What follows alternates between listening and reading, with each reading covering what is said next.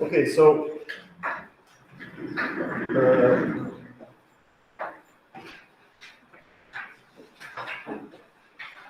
the course that we are going to cover together, this will be 303, which is the electromagnetic waves.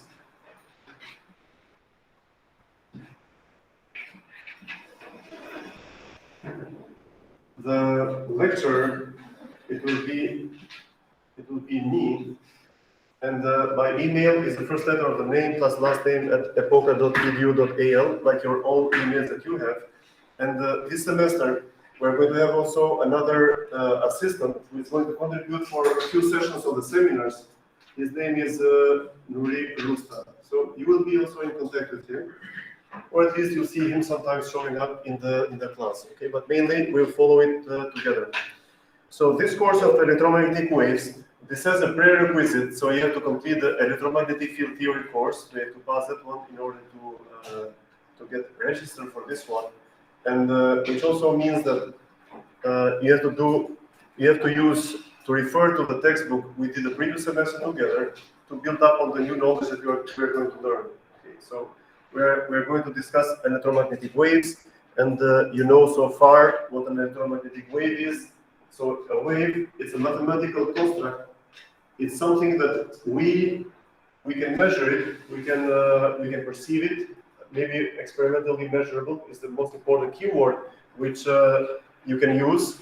For example, a wave, we call it it's a construct because we cannot feel it directly. But what is good about the wave is that you can use a detector. You can use a detector and you can measure a few volts per meter, which is a unit of the electric field, everywhere in space. Okay, so if we are using a cell phone, that means that we are having signals sent from an antenna. We receive them in a cell phone, which is this size, and the size of this construct, it has to do a lot also regarding the electromagnetic wave that we receive, its frequency, its wavelength, and all the relevant parameters, because this is not only a device that we can talk to, but this is also an antenna.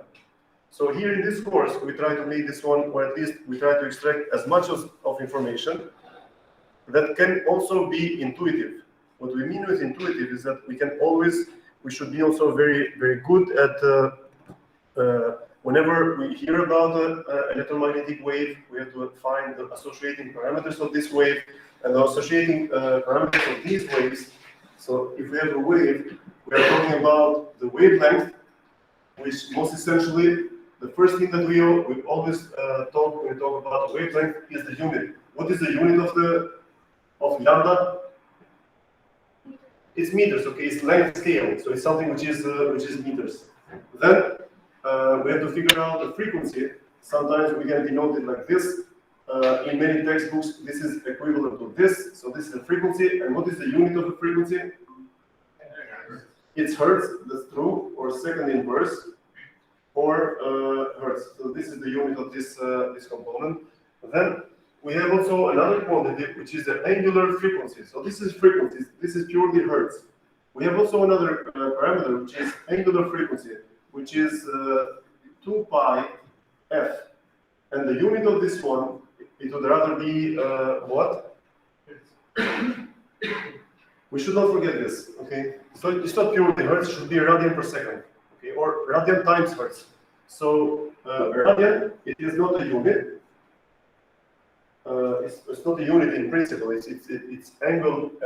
Of course, it's measured in radians, which refers to some change in phase. Okay, so the wave is covering some angles. So these are the parameters of a wave. Then we can have also some other components. We can have also anything that you might think is relevant for a wave. What other? Amplitude, that's true. Okay, that's amplitude. Amplitude, we usually denote it with E0, but it depends on what wave we are measuring. If this is a wave, now electromagnetic waves, they have both an E and also, which is the component of the NH. So here we can have the E, we can have also the H. So when we talk about the amplitude, we might be talking about, let's say, this component, which has units of volt per meter. Any other important parameter of a wave that you might come up with?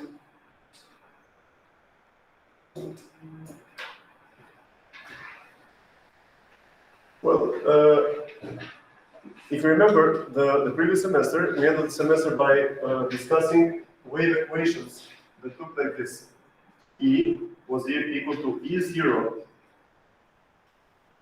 Well, we can forget this amplitude here. We can put here AY, which means that the polarization of this wave is along the y-axis. And here we can have e to the power minus alpha z times e to the power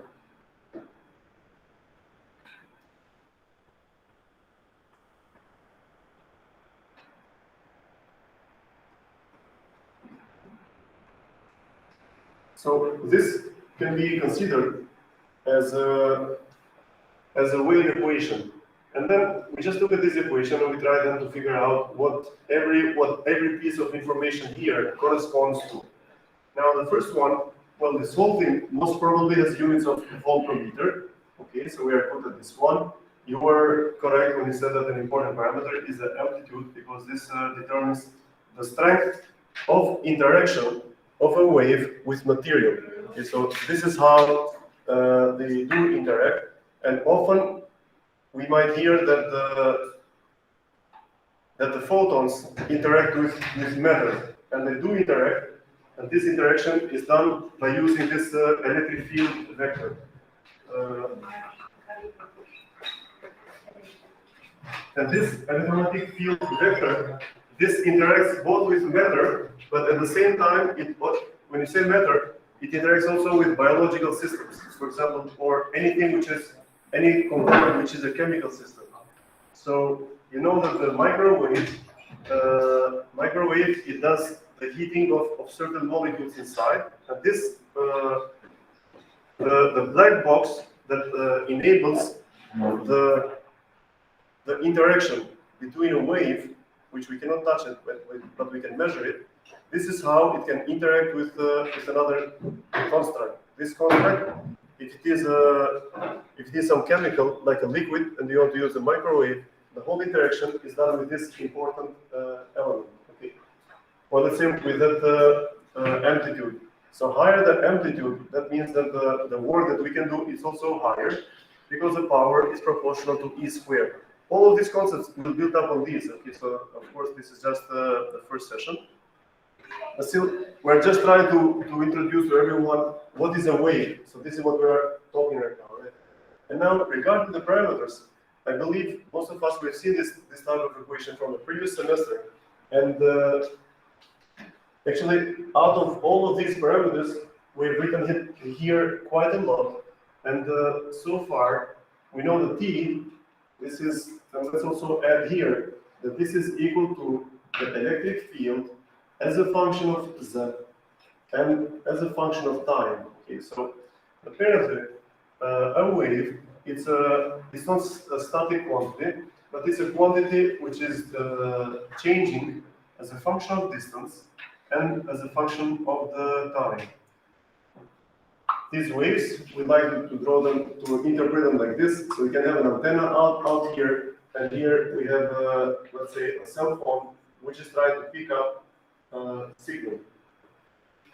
And now, so let's have a look at this equation. So how much do we know from this expression? So my first question could be the following: what could be the unit of alpha? So there is an alpha up there. Okay, what could be the unit of that one?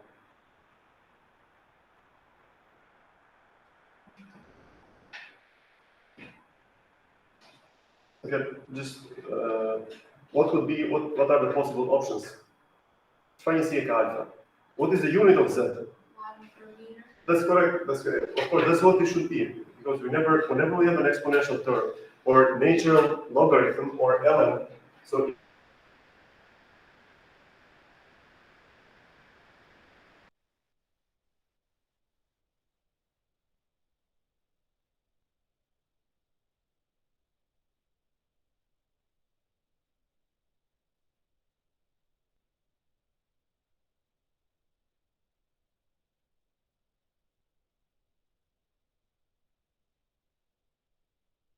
then the next question is, what is the unit of omega? Omega, yes, it's, well, we can say it's hertz, and or we can also use this, radian hertz, okay, because it's omega, it's not the frequency f, which was purely hertz. Sorry, Esmir, I'm in a class, Esmir. Well.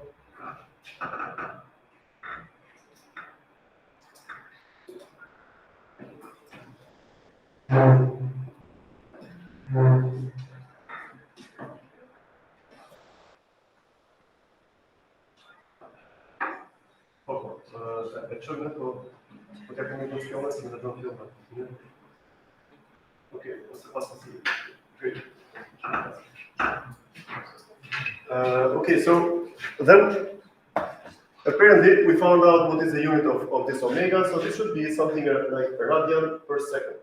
Sorry, this is a radian per second or radian hertz times second. So if we count, if you multiply these units here, this K was meter inverse, Z was meters. So the units here, they should all cancel out. Okay, so this is what a wave is about. Okay, so this semester, we're going to see a lot of this type of equation. Of course, it's not new information for you. This expression here, what is this in fact? This is the solution of a differential equation. So now let's go back to very simple principles. So what is an equation? An equation, it's something which looks like this. 3x is equal to 12. Okay, this is an equation, right?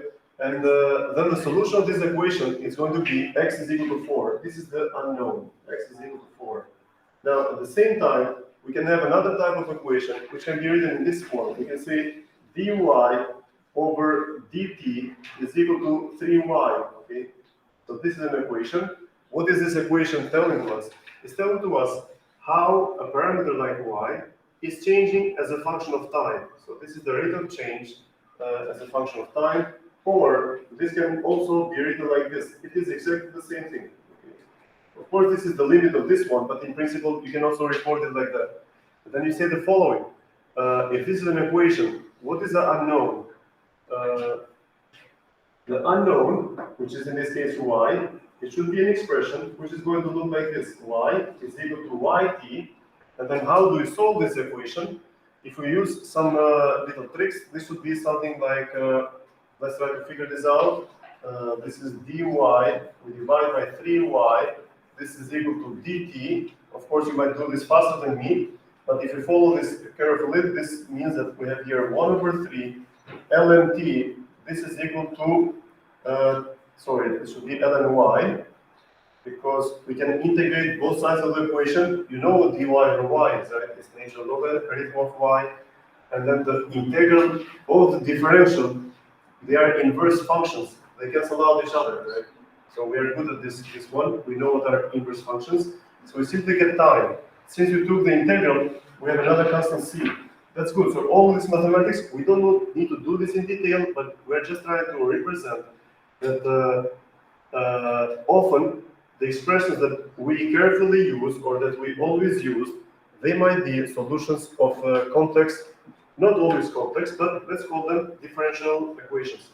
So if we try to figure this out, what is the complete solution here, we can multiply both sides of the equation by 3, so this is 3t plus 3 constant. Then we get y. We should take the exponential on both sides of the equation. And then what we get here, we get the exponential of the natural logarithm, so they cancel out each other like this, right? And then we find out that finally the y is equal to the exponential of 3t. Exponential of 3t times exponential of 3c. C is a constant, so we can also write this one, a constant times e to the power 3t. That's good. So what was this y? This y, apparently, it's an unknown from where? From an equation. But and then the solution, it ended up to be like this. Now, when you see this kind of expression, this is the solution of another differential equation, but now this differential equation, it's a function of two different variables, okay? And this is a wave equation because this is electromagnetic waves. But now the next question is that how can a differential equation be defined? Well, you all know, so this was the simplest equation, algebraic equation. You took linear algebra in the first year. You know you are very good of how to find these. And of course, linear algebra is, the solutions are not always like this. They can get as complex as this one. Ax, this is equal to b. But this is equivalent to this. But then this was the second type of equation. The solution, we wrote it here. The third type of, let's say, of equations whose solutions can be anything that looks like this. It's going to be something like this. So we have a second order derivative of some Greek letter. This is going to be equal to the second derivative with respect to time of some other Greek letters. Okay. So whenever you see any expression like this is a differential equation, and but at the same time, this is a wave equation. Now, my question to you, or your question to me, should be the following: does this equation look right?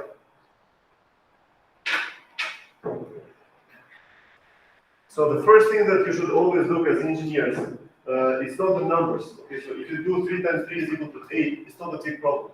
That is a problem that can be solved. The biggest issue with an engineer is having different units, so you should always check for the units. You see that, Barbara? Do you have any issue here in this differential equations? I mean,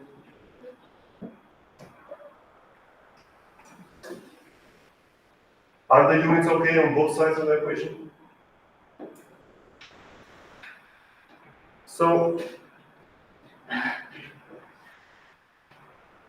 what is the unit of this? Can you see it, Katri? That's correct. 1 per meter, right? Because we're dividing by delta x. X is the unit of meters. So that is true. So what is the unit of this one here? 1/meter squared, right? And what is the unit of this second differential here? 1/2. That is true. 1/2 squared, or hertz squared, meter second squared, right? And then the unit of this one and this one is the same on both sides. It could be anything. Okay, but let's leave them for a moment. So once you look at this expression, are you okay with the units? I mean, or you should say, Professor, the units don't match. I mean, okay. So what do we need to do here, or what is missing? We need to add second squares and divide by meter squares. Okay, so how shall we do? Like second square here? Divide by meter square. That is true. That is correct. So this is what we should do, because the second square can cancel this second square, and this meter squares, now we are good. So we should have a term like this. Now, this term like this, what? It still doesn't go, does it? Huh? You can measure out No, it should be, well, let's see it like this. So now, the units cancel out, so it should be good, because this second square, they can cancel out with this second square. 1/meter squared is equal to 1/meter squared, so we are good.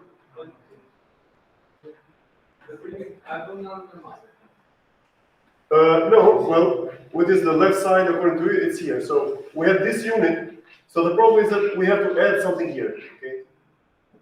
The question is, let's call this one C. No, not C, because C. Let's call this one K. K should be. What should be? Well, we're looking for the sign of K. What should be the unit of K? Apparently, it should be second square over meter square, right? I mean, we don't have a second choice. We don't have multiple choice. The units could be different. It would not work, right? But would you agree that this K, which was missing, should have units that should look like this? Okay. Okay, that's perfect. Then at this stage, what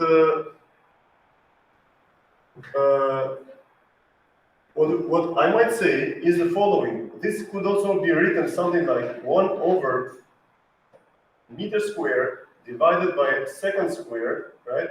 Times 1/second square. This is the same thing, right? So, because we know is this one. So at this stage, it looks like if we have a wave equation which looks like this, and what is interesting is that you know that this material, the material that we cover in electromagnetic field theory and in electromagnetic waves, this is a material that has been around for around 200 years, but the knowledge of wave equation, it is much older than that. So it's so the wave equation, they were known by everyone. Okay, so they know that if something, what was the wave? They were using a rope. You get a rope and you do something like this, and it creates like this that we see, the wave equation that we see on the rivers, or let's say, or on the sea. Or you can also assume the following: you can take a spring, you just pull it once you hold it horizontally, and it will start to vibrate. This is called a wave equation also. And or for example, the traffic.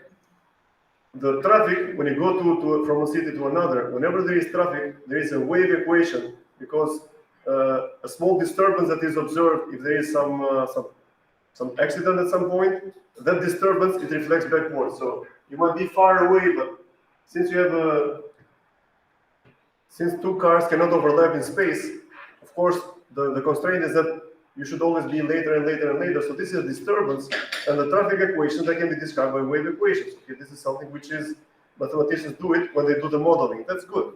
But now, so what the engineers knew, they knew that once they have an equation like this, here, they should see 1 over velocity squared. Okay, so this was something which was kind of well known. Okay, so this was equal to 1 over the velocity squared times the second derivative with respect to time times the psi, whatever this is.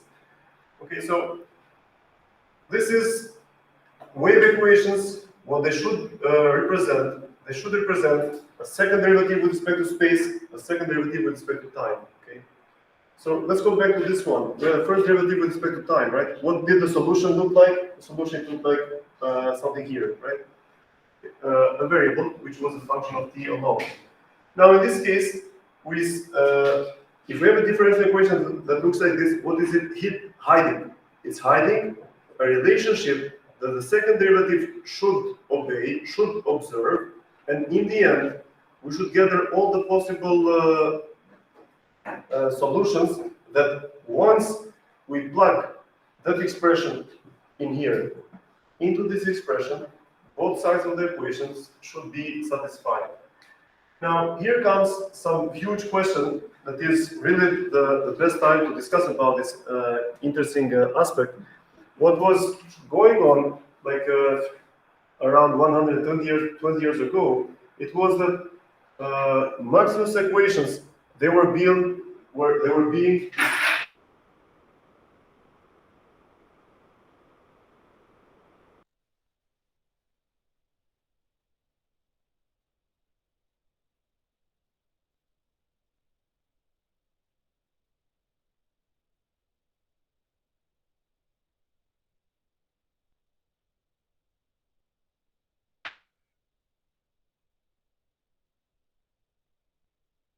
internet is called. You can say stupid things. It won't be on. Now it's back. They're totally back. So what do the Maxwell's equations tell to us?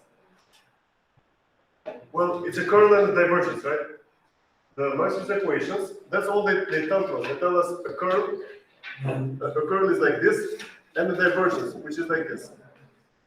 Now, what was observed, and there is also what was observed is that yes, The divergence is equal to 0. that is true for electrostatic forces. That is correct. But if this is a function of time, it might be modified a little bit. But that's true. In some cases, it's 0. In what is the curve? There is another relation. But if we go to the time-dependent regime, we get a very nice set of equations, which is 4 of those.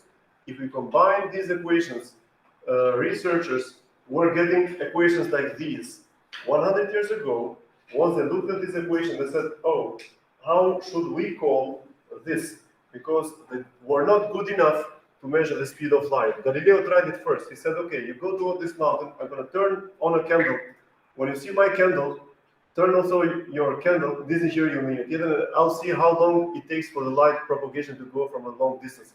I mean, he tried, he was an experimentalist, but he could not do a very good job because the response time was much slower than the speed of light between two different points. Okay, but he did it. So it was a big question, and it was somewhat considered the speed of light is like infinite, or was very hard to measure. So it was just a big question. But then it ended up, what we know nowadays know very well, is that this is a wave equation, this velocity, this is the speed of light, and the speed of light, now we can measure this one precisely. This is a velocity, we often refer to this one as c, and this is 3 times 10 to the power 8 meter per second, okay? Anyway, but what I want, what is really necessary for all of us in this class is that the moment we see any expression which carries on differential of tools like this and second order differential like this, we call it a wave equation. Okay. This is something. If this is an equation, that means that something is unknown, and in this case, the solution to those types of equations is something that is going to look like this. So we're going to do this one during this whole semester. But you have seen this one also in the last 2 to 3 weeks of the electromagnetic field theory course. Now, this is what we're going to deal with. Okay, these are, let's call them the waves. Now, and these waves, they can be electric fields or magnetic fields, which we will try to identify how they are changing in space. And we're going to start the analysis of how a wave propagates in free space, and then we'll go also to discuss the propagation of these waves also in constrained regions. Constrained regions, we can call it like a tube, a waveguide, which is like a microwave. So what is a microwave? It's just a machine where the electromagnetic waves are stuck inside. There is some boundary conditions that have to be satisfied. They are satisfied. So we're going to do this kind of analysis during the whole semester. So far, we just started by trying to answer the question, okay, what is a wave and what are the parameters of a wave? And here they are. And one of the most important things here is the K. Okay? Often, we're going to see like this one as beta. Okay? It's a little challenging because some textbooks use different approaches. This is kind of equivalent with the gamma. Anyway, we're going to clarify as much as possible regarding this one during the semesters.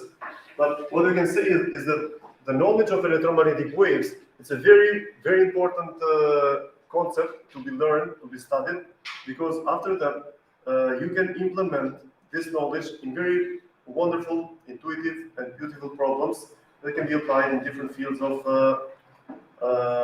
optics, of photonics.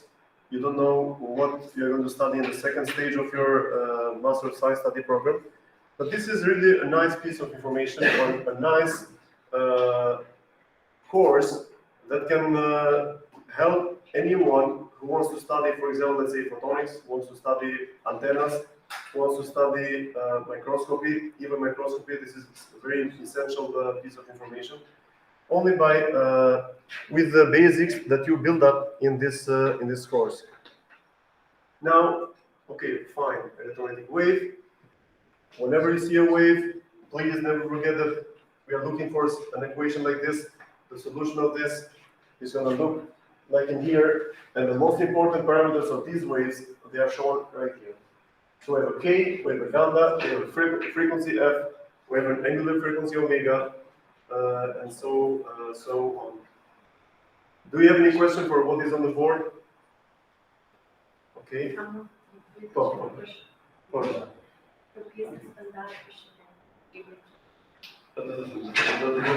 have to do it. I have the syllabus right here, but yes. Any question here? Or we can give a short break for the first session.